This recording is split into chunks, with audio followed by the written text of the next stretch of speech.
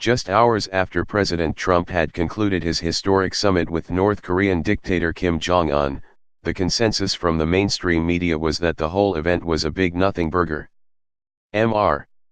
Trump won no hard concessions. The MSM said nothing concrete on denuclearization, on human rights violations. In fact, said the talking heads and political pundits, the things Mr. Kim pledged to undertake in a multipoint agreement signed by both leaders have all been agreed to before. What's more, said the MSM, Mr. Trump had just legitimized Mr. Kim by deigning to meet with him, elevating his status to that of a world leader. He had also denigrated the legacy of all the men and women in the armed forces who had lost their lives battling the North Korean scourge, said liberals. And there was the familiar talking point that Mr. Trump, fresh off berating Canada for unfair trade practices, was making enemies of friends and friends of enemies. But not so very long ago, the media went gaga over another president's declaration that he'd speak with any rogue leader, anytime, anywhere on the globe. That's right, then Sen. Barack Obama, when running for president in 2007, said he'd have no problem meeting with the leaders of Iran or Venezuela or Syria or Cuba or even North Korea. In a presidential debate, Mr. Obama was asked by a questioner via YouTube if he would be willing to meet without preconditions in the first year of his presidency with any of those leaders. I would, he said. It is a disgrace that we have not spoken to them, Mr. Obama said then. The notion that somehow not talking to countries is punishment to them, which has been the guiding diplomatic principle of this administration, is ridiculous. Just months before, then Sen. Hillary Clinton had supported the idea. You don't refuse to talk to bad people. I think life is filled with uncomfortable situations where you have to deal with people you might not like. I'm sort of an expert on that. I have consistently urged the president to talk to Iran and talk to Syria.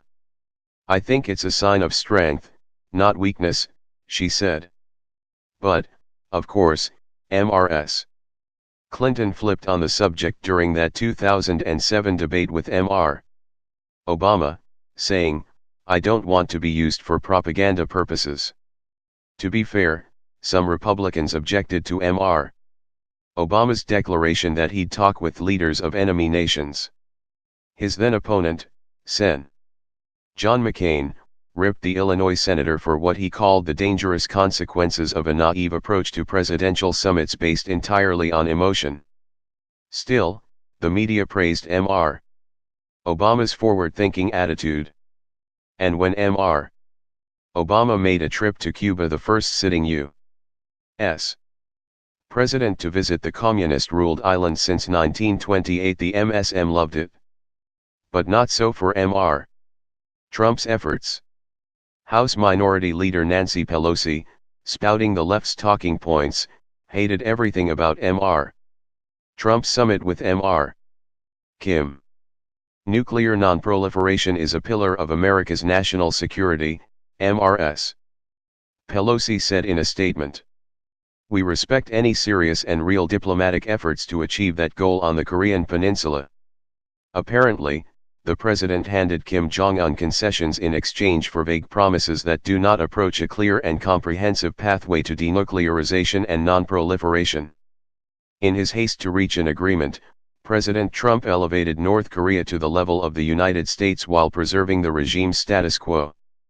The millions of families currently living in fear of nuclear weapons in the region deserve strong and smart leadership built on diplomacy and engagement with our regional partners and allies, she said.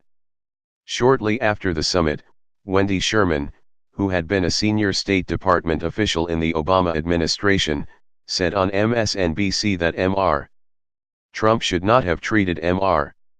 Kim as an equal, again parroting the talking points all over the MSM on Tuesday.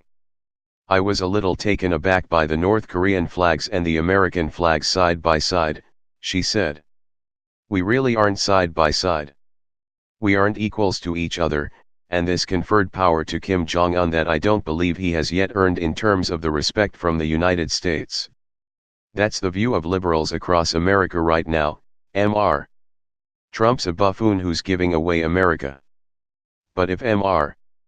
Obama had done it as he pledged, even if in the end, he didn't, they'd have applauded. Same as it ever was.